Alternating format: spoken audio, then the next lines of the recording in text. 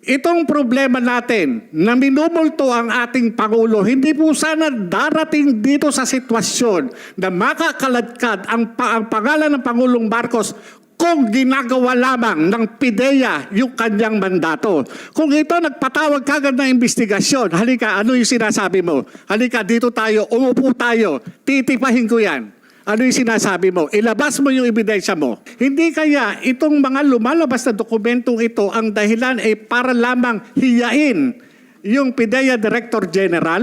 Ako nagtatanong lang po, wala ho akong masamang tinapay.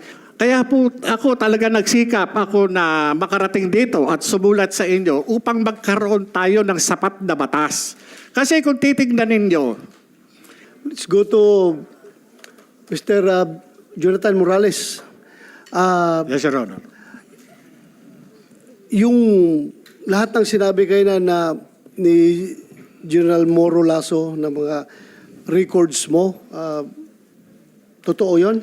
Your Honor, yung sinasabi niya na nag-apply ako sa PIDEA na drop ako, I complied dun sa recruitment committee during no interview sa PIDEA and i-present ko naman po. Siguro yung pinakikita niya, ito po yung mga naunang documents na hiningi sa akin na itong anong masasabi mo rito. Nag-comply naman po ako doon sa recruitment committee noon bago ako na-appoint sa PIDEA. And doon po sa sinasabi niya mga cases. Anong compliance mo doon? Bali, Nag-submit po ako doon sa doon ng PDS at naka-state po ron na ako po ay na-drop sa PNP during nung aking recruitment. during your recruitment? Opo. Kaya nga po ako binigyan ng appointment kasi hindi naman po pwede na ako kasi ang appointment ko sa PIDEA is re-entry. Re-entry doon sa government. Kasi hindi naman po ko mo na drop from roles ka, wala ka ng bar ka na doon sa pagpasok sa any government agency. Drop pa lang po yun, hindi po yung Kaya nung time na yon, nung tinanggap po ako sa PIDEA at binerify naman po ito ng PIDEA, yun po yun. Kasi nag-comply po ako doon sa recruitment process Ngayon po, yung sinasabi ni ni Director General Lasso na yung mga cases filed against us hindi lang po ako kasi yung extortion dun sa kaso ni Mark Tan yung pinail sa ombudsman ng NBI at nagkaroon kami ng criminal case sa Quezon City, ito po na-exonerate kami. Doon sa, for the record, Your Honor, exonerated po kami doon sa Ombudsman at doon sa Quezon City RTC, panalo po kami. And yung pinail na naman ng PIDEA na sinasabing violation ng Section 91 and 92, ito po ay acquitted po ako nitong November 30. Kaya nandito po, kasama natin dito sa, sa bulwagang ito, yung complainant, si Attorney Del Valle. At siya yung nag-present doon sa ni-represent po niya yung PIDEA. At hindi po nila napatunayan na ako ay nagbangling at nagpabaya sa kaso. Dahil nung madismiss ako, nung matanggal ako sa IIS, na nilipat kami sa PIDEA NCR, inalisan po kami ng karapatan na makabalik doon sa sa IIS. Yung mga dokumento hindi na nga po ako nagkaroon ng access. Hanggang sa madismiss po ako, nawalan po ako ng access doon sa mga dokumento, lalo na doon sa mga cases na inaatinan ko. Kaya ang ginawa ng PIDEA bilang panghaharas sa akin, kinasuhan nila ako ng mga gawa-gawang kaso para masira po yung aking credibility. Yan po ang sa akin for the record, Your Honor, yung mga mga ibinato nilang kaso sa akin, talagang inaatinan ko po. Talagang sinisikap ko po talaga na patunayan na ako ay inosente. Ito po, nagtataka lang po ako, sa halip na bigyang pansin yung mga records o yung mga classified documents na naandun po sa tanggapan ng IIS, bakit sinisira nila ang pagkatao ko? Bakit hindi nila pansinin yung nilalamang classified information na isinapubliko? Ako po nagtataka po ako, kaya po ako lumabas. Gawa ng nananahimik po ako Nadamay po ako dito sa dokumentong pinresinta ng isang vlogger na si Maharlika. Hindi, nananahimik po ako Ang ano ko po dyan, ang tingin ko, nagkaroon po ng awayan sa loob ng PIDEA. Doon po ako nagtataka, ba't ako nadamay dito? Di ba? Hindi ho kaya nag-umpisa ito doon sa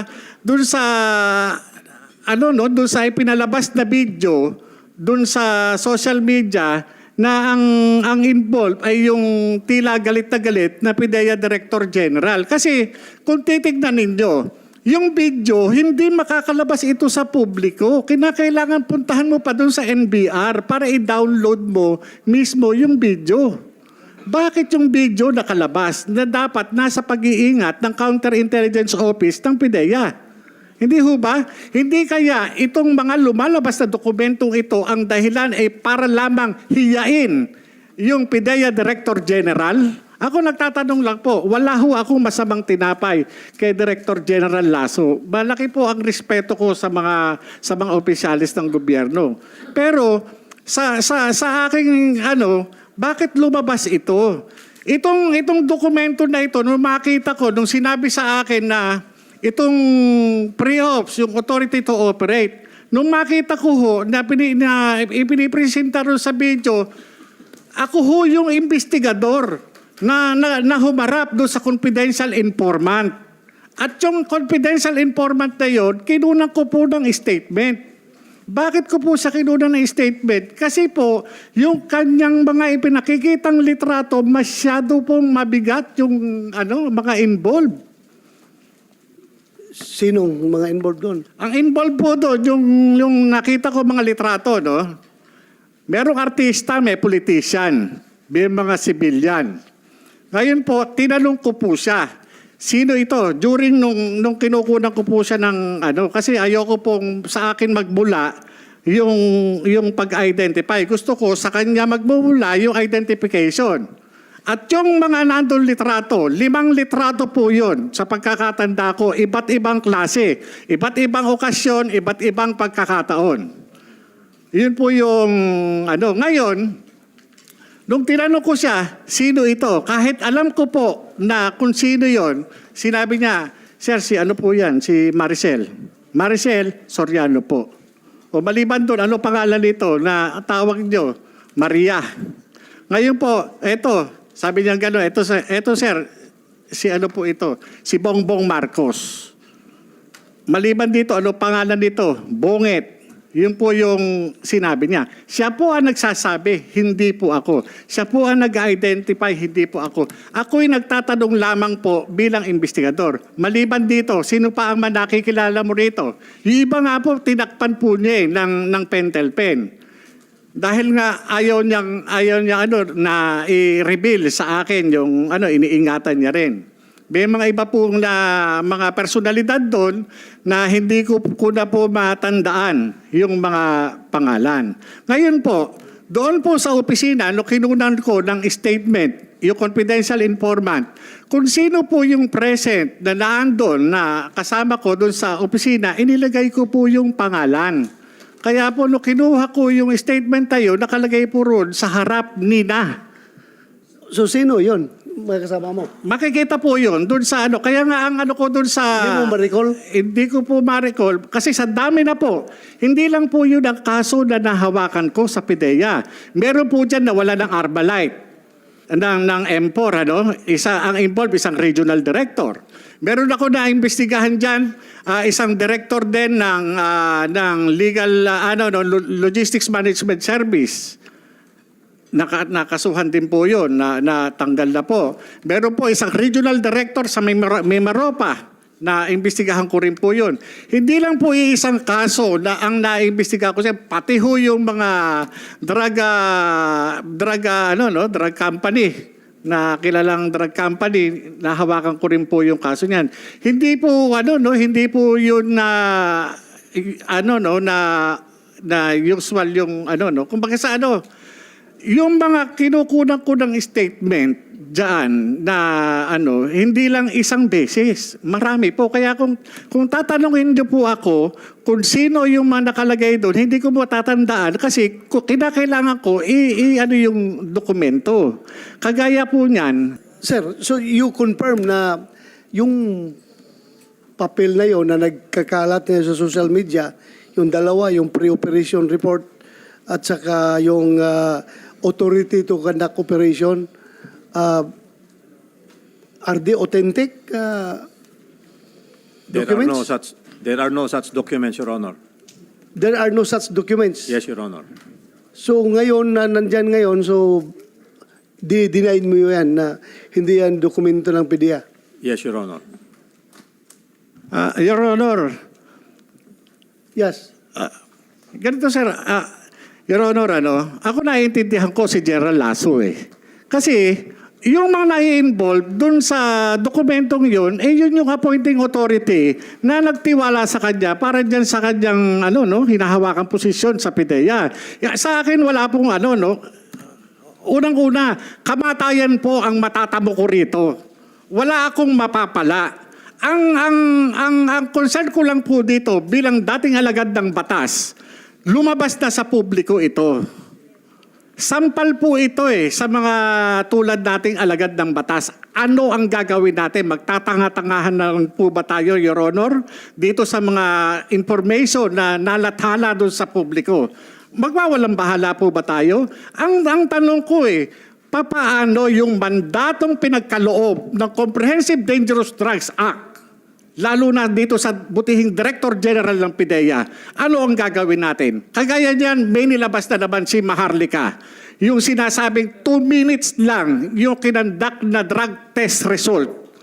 Wala ho bang authority ang PIDEA na mag-issue ng subpoena duces tecum ad testificandum against dun sa doktor at dun sa medical technologies, ganun din dun sa drug testing facility. Sana pinagpapaliwanag, hindi dapat siguro, it's unfair din to accuse General Lasso dahil he was not the director at that time. Sino bang director nung time na yon? No, sir, Your Honor, hindi po natin, lilinawin ko, hindi ko ina-accuse si General Lasso. Ang inaano ko lang po is yung mandato. Pwede naman po siyang mag-utosin, mag-conduct ng confidential investigation, magpatawag ng investigation sa PIDEA, katulad ng ginagawa sa mga ordinaryong tao. Kung meron tayong mga suspected na drug offenders, hindi ba nagkakandak tayo ng confidential investigation o investigation? Hindi po ba? Bakit hindi natin ipatupad ng tama, ng equal itong batas? Kaya nga kaya po ako talaga nagsikap ako na makarating dito at sumulat sa inyo upang magkaroon tayo ng sapat na batas. Kasi kung titignan ninyo, itong problema natin na minumulto ang ating Pangulo, hindi po sana darating dito sa sitwasyon na makakaladkad ang pangalan ng Pangulong Marcos kung ginagawa lamang ng PIDEA yung kanyang mandato. Kung ito nagpatawag kagad ng investigasyon, halika, ano yung sinasabi mo? Halika, dito tayo, umupo tayo, titipahin ko yan. Ano yung sinasabi mo? Ilabas mo yung ebidensya mo. Sana ganun Okay.